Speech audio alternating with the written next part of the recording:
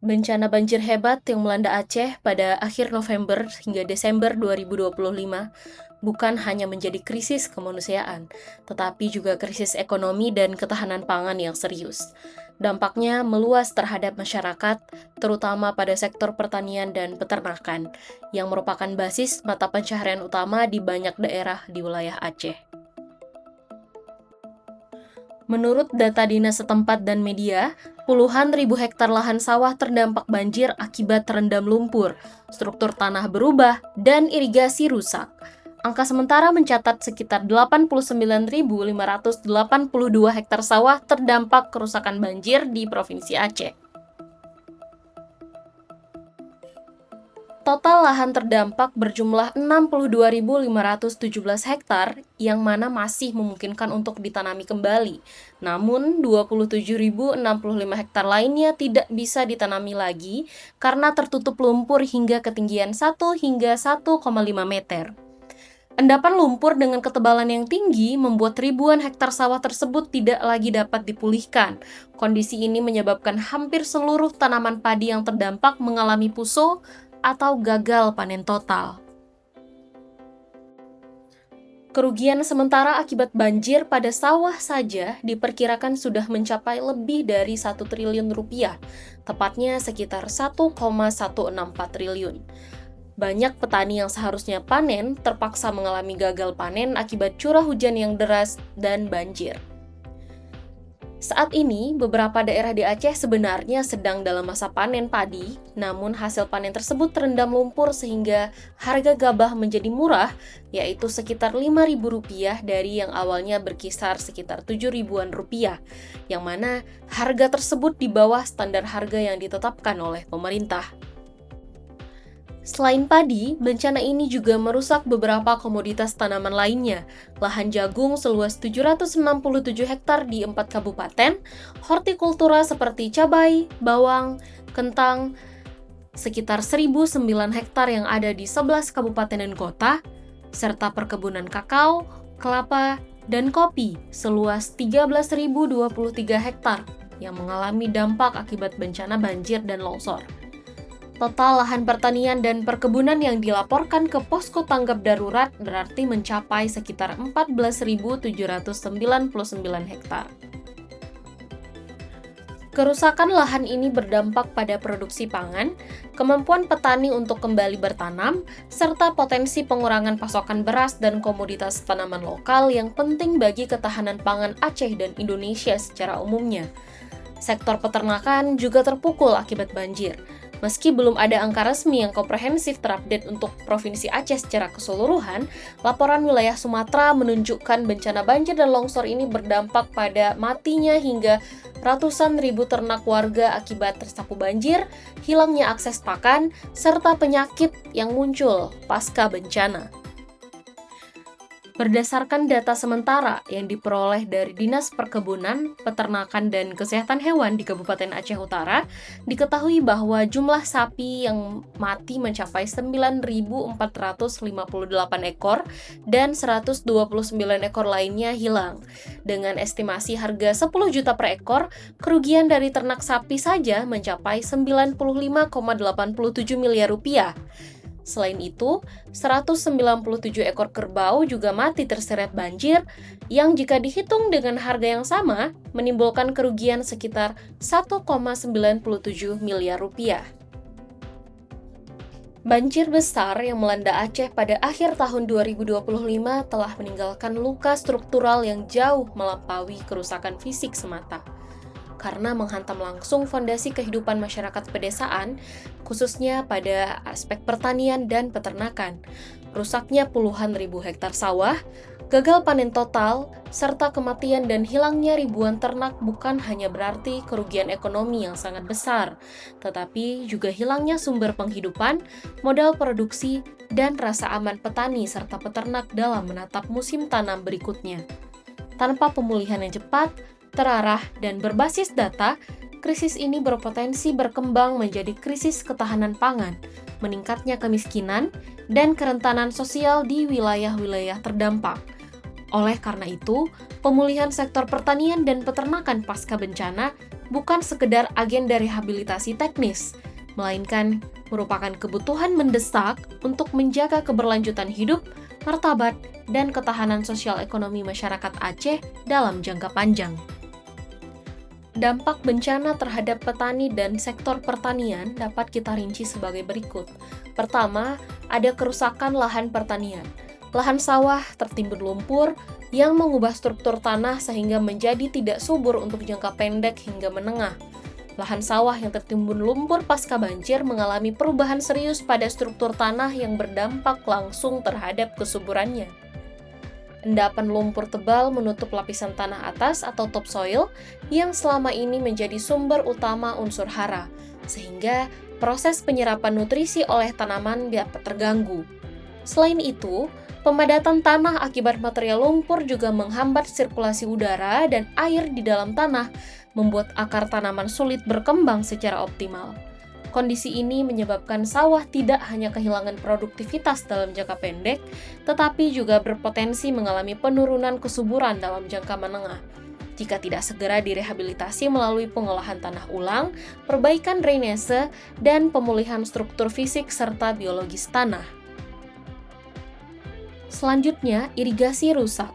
Jaringan saluran air yang terganggu berdampak pada persiapan musim tanam baru hingga harus dilakukannya perbaikan total. Kerusakan sistem irigasi akibat banjir menyebabkan terganggunya seluruh jaringan distribusi air yang selama ini menopang siklus tanam petani. Saluran air yang tersumbat lumpur, tanggul yang jebol, dan pintu-pintu irigasi yang rusak membuat aliran air menjadi tidak terkontrol, baik kekurangan maupun kelebihan air di lahan sawah. Akibatnya, petani tidak dapat menentukan waktu tanam secara tepat karena ketersediaan air yang tidak stabil.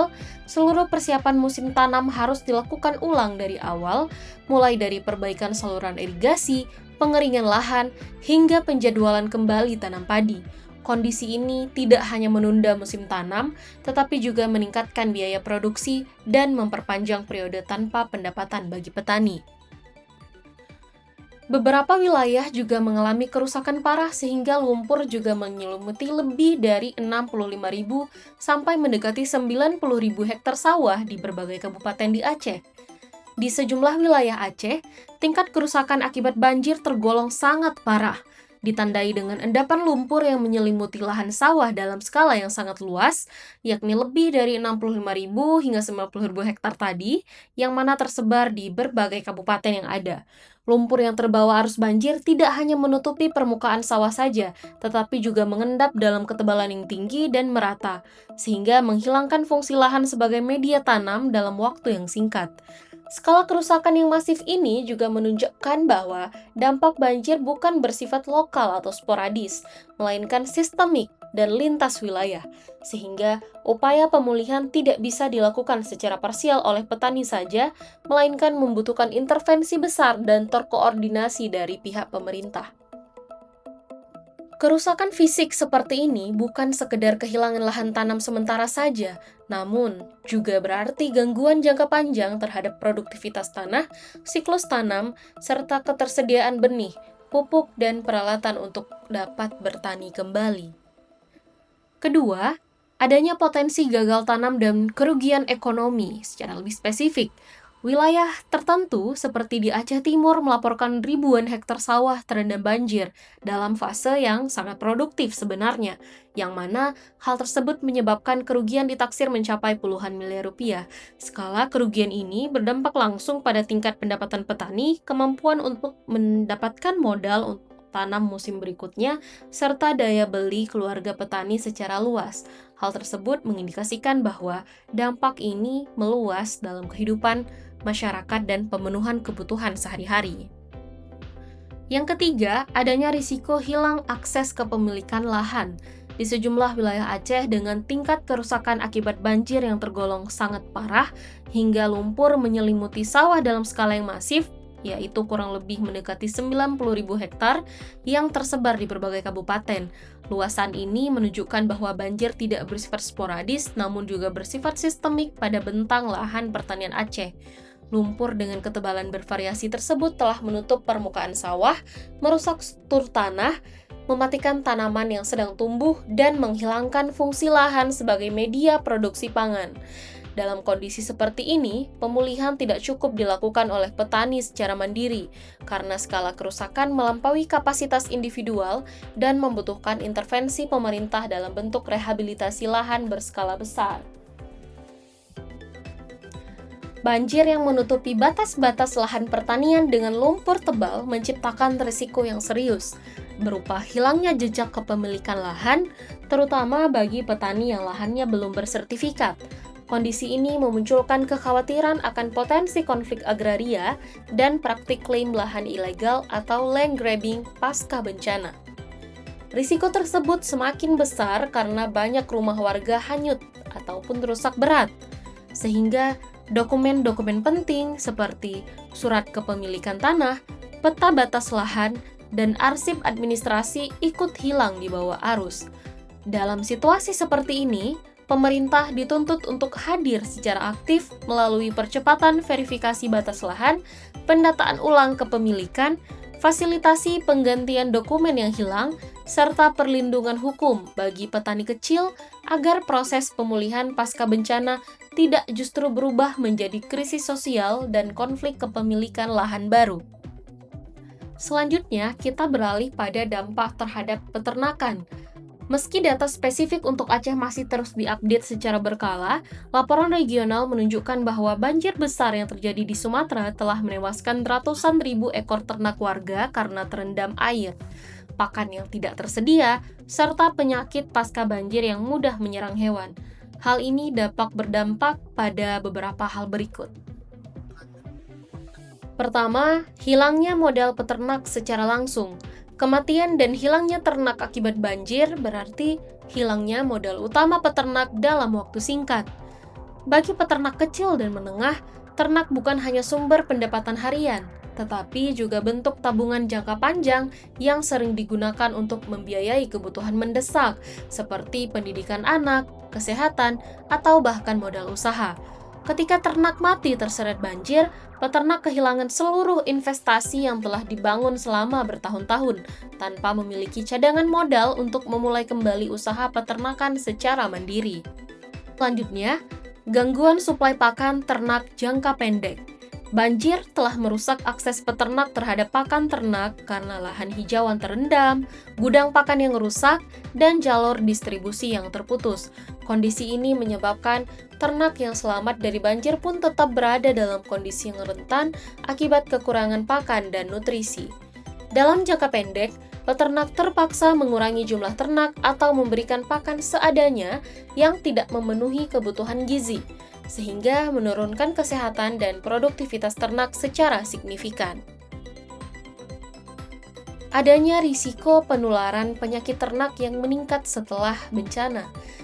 Lingkungan pasca banjir menciptakan kondisi yang sangat rentan terhadap penyebaran penyakit ternak.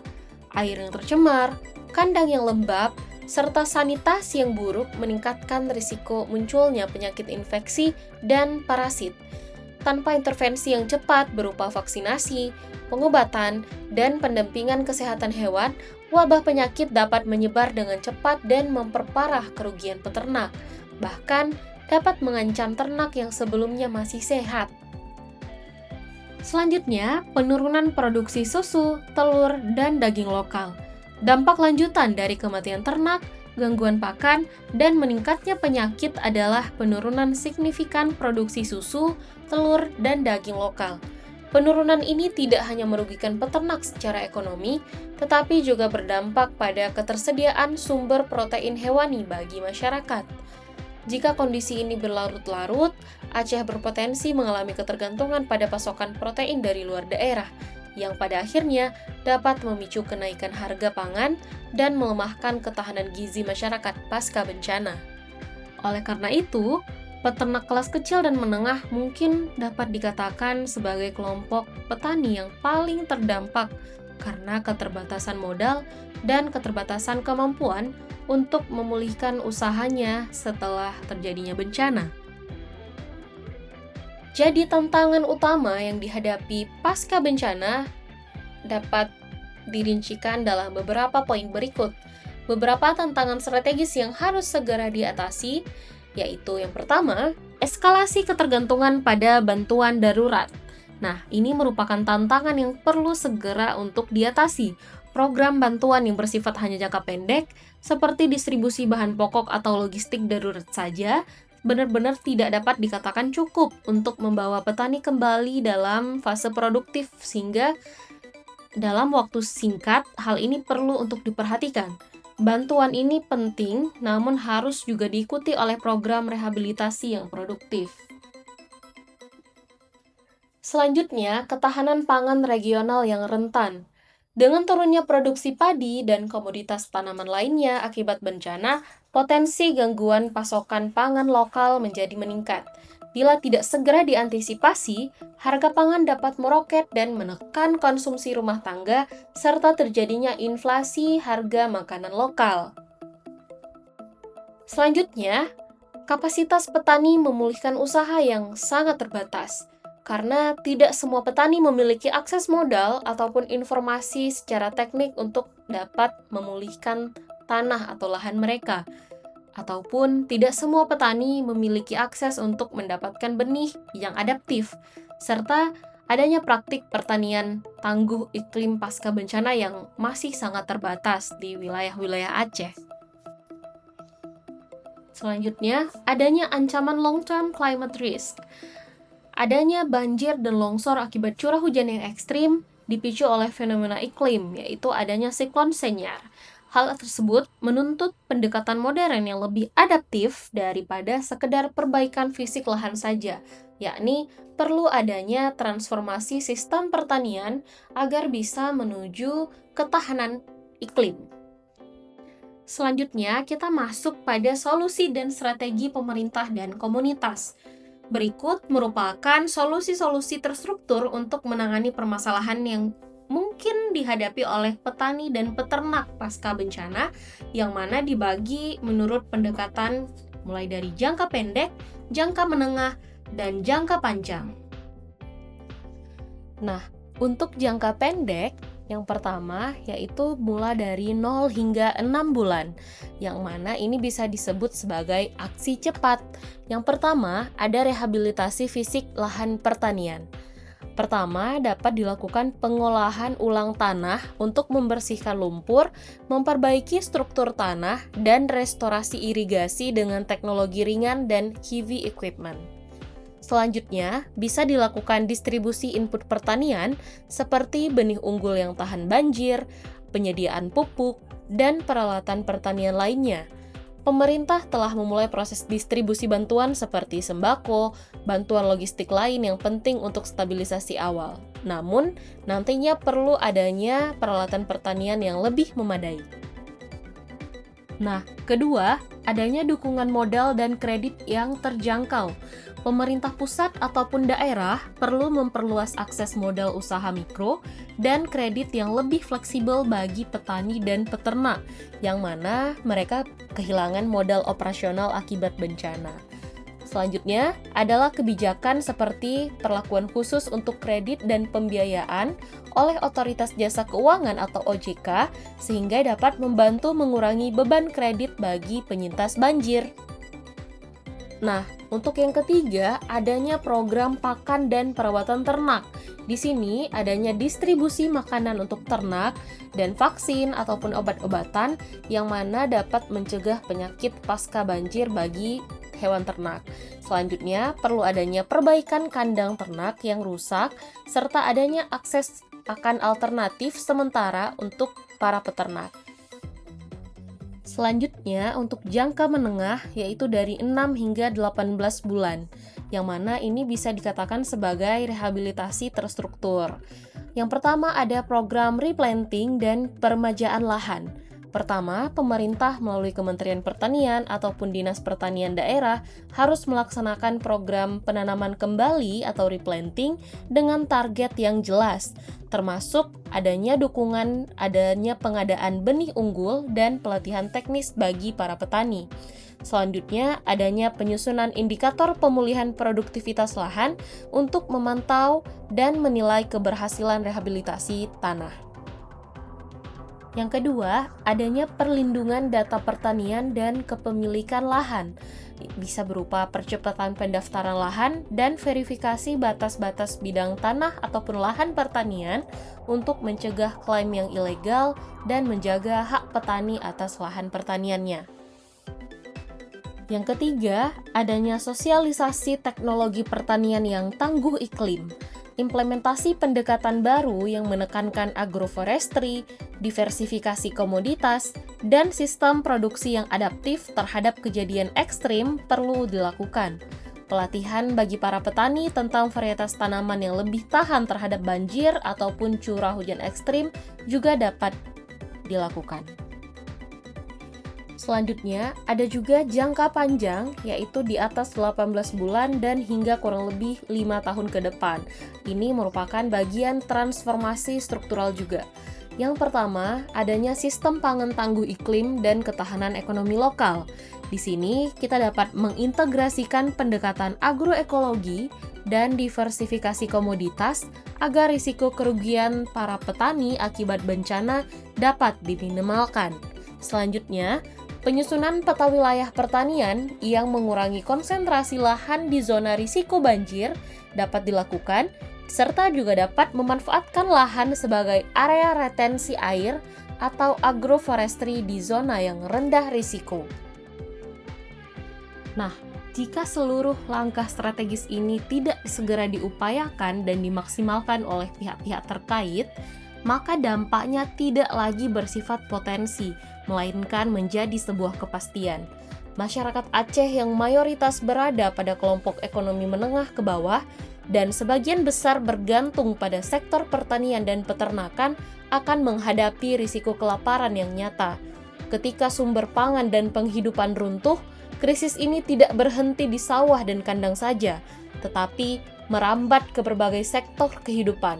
Meningkatnya kemiskinan, tekanan sosial, hingga potensi lonjakan angka kriminalitas. Oleh karena itu, penanganan pasca banjir bukan sekedar soal bantuan, melainkan soal mencegah krisis kemanusiaan dan sosial yang jauh lebih besar di masa mendatang.